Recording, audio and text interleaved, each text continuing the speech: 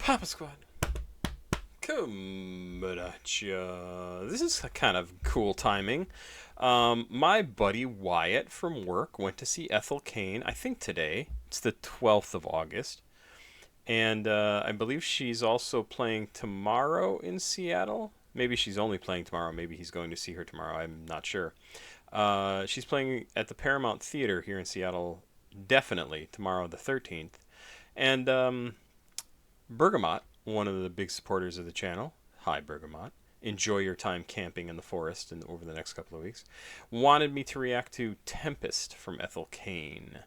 10-minute long video. I assume it's a 10-minute long song because this is only the official visualizer. It is not a video with like additional story stuff or anything like that. Came out 5 days ago, so she must be just kind of slowly putting these tracks out there. I know the album, I thought the album was actually out, but maybe it's not. I don't know. I really don't know. Maybe just this visualizer came out 5 days ago. I'm not exactly sure when the album was released. It is listed as pop, shoegaze, dream pop, dark wave, slowcore, alternative rock, post rock, alternative, independent, LGBTQ plus concept album, and in English and USA. Willoughby Tucker, I'll Always Love You is the album from 2025 that this is off of. This is Tempest, the 9th track on the album. Yeah, it looks like this was released August 8th, the song too. So I don't know when this album will actually be released, and I'm not going to look it up. So there you go. If you want to find out, go look up Ethel Cain. She will soon be a Grammy winner, in my opinion. This might be the album that does it. Really, absolutely fantastic music from her. Tempest is the name of this from Ethel Cain. Please like, subscribe, and share. Please go watch another video on the channel. CashApp, PayPal, and Patreon information is down in the description of the video if you'd like to send me music to listen to, if you want to support me in some way. Only $2 a month on Patreon. $2. I gotta be worth that, right? My mom says I am. Let's go. My wife doesn't have anything to say about that. She just looks at me like, so maybe I'm worth $2 a month. Let's go. 10 minutes of Ethel Cain, Tempest. Thank you to Bergamot for sending this in. Let's go. I'm really not sure how much I'm going to have to say about this because it's the same as like a really long video, and I don't know how, if it's like super slow. Let's see.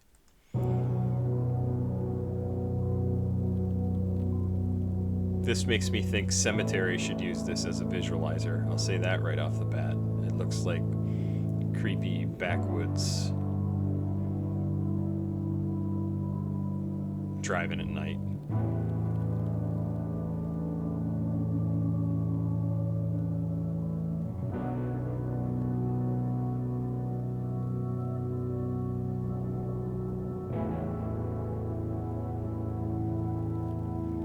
I want to stop here for a minute. Sorry about that. I remembered that there's an annotation down here. So one of the big things to remember about this song is it's part of a concept album.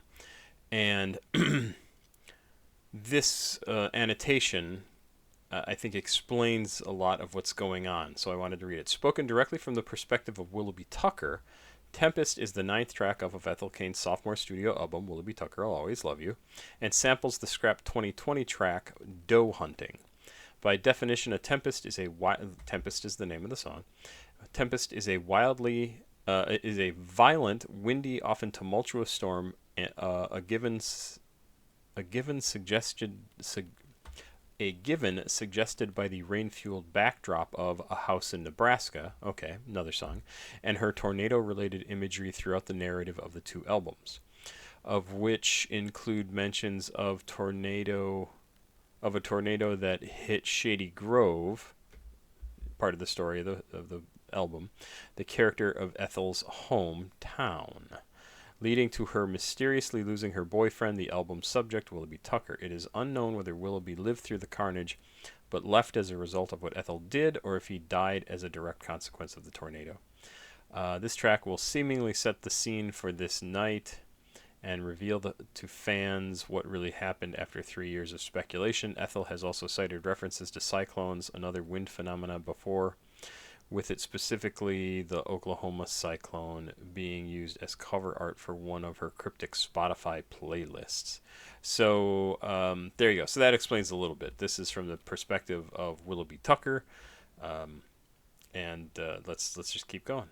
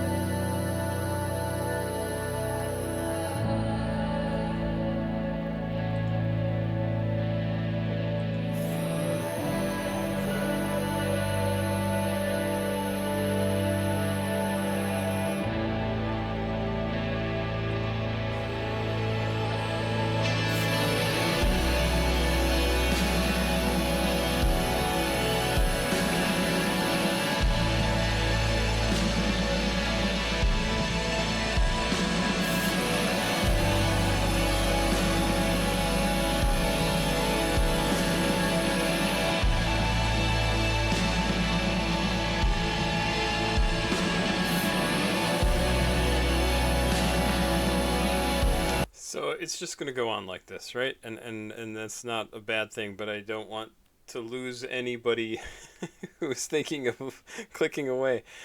This is a really, really exciting project. Like, this is a really deep, deep album that rewards obsessive fans.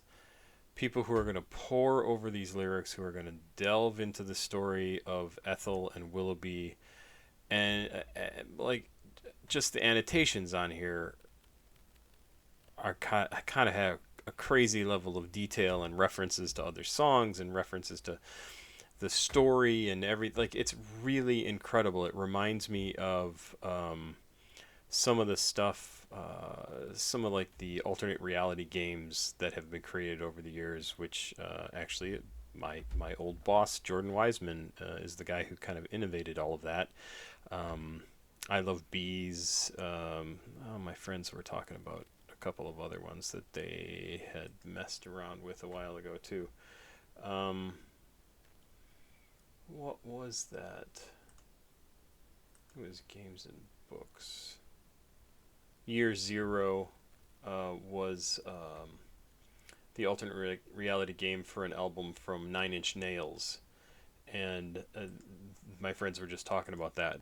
So it reminds me of this because it's like there's so much depth to this story of Ethel and Willoughby, despite the fact that it's not a super complicated story, right? It's very. I mean, I don't even know everything about it, but it seems like they were in love. They did everything together. They really loved each other. Ethel did something, and I don't remember exactly what it was, and that kind of drove a spike between them. And then there was this terrible storm, and she ended up leaving Willoughby alone.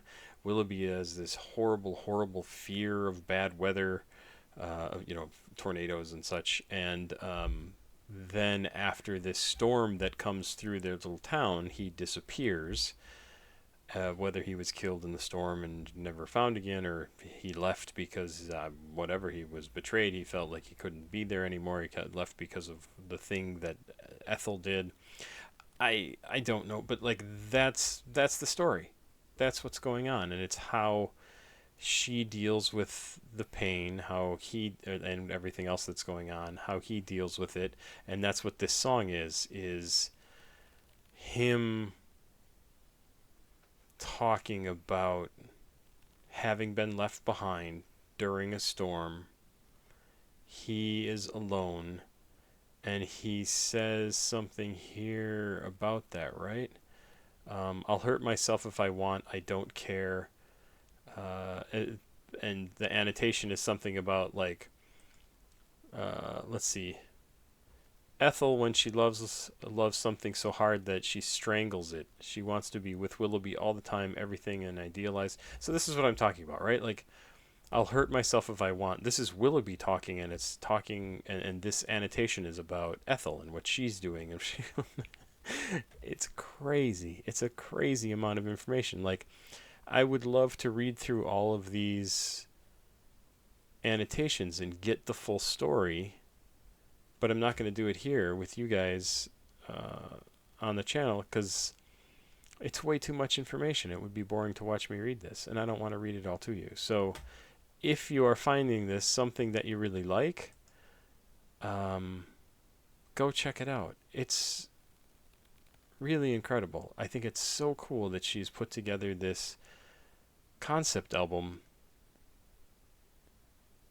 that's really super deep, and deep in a way that concept albums usually aren't. Usually they're, I'm not saying concept albums aren't deep, but what I'm saying, it's a different sort of deepness. It's a different kind of story than we normally see in a concept album.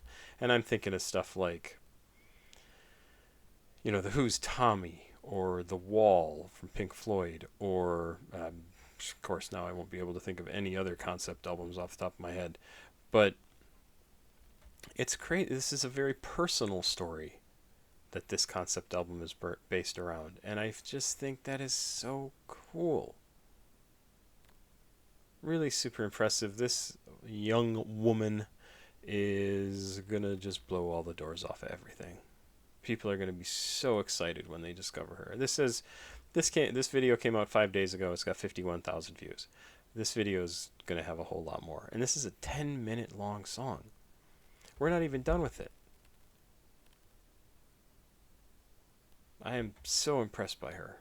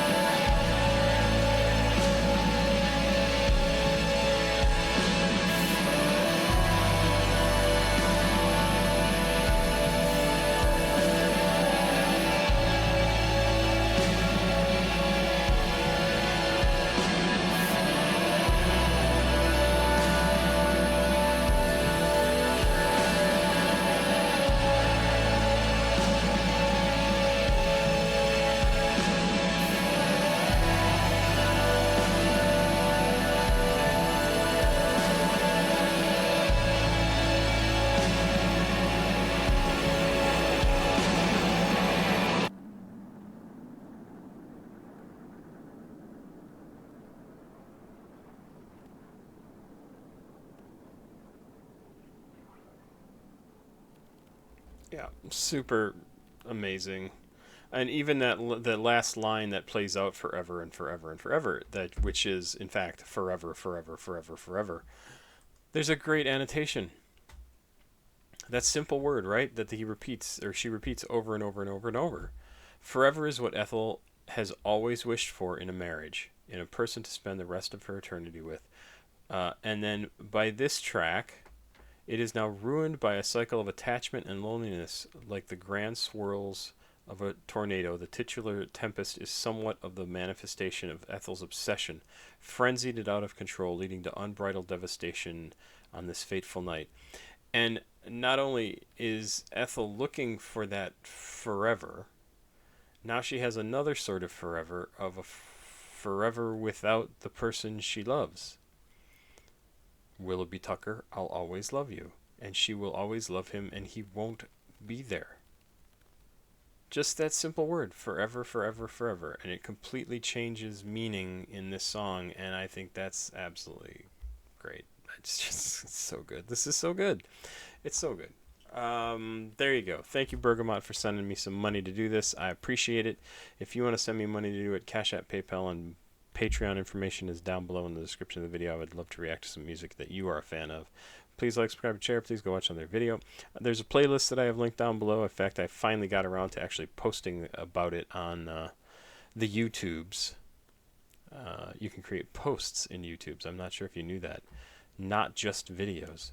And I try to do that for all my playlists, but I finally got around to it today. I usually do it when I do the playlist, but it's been like 2 weeks.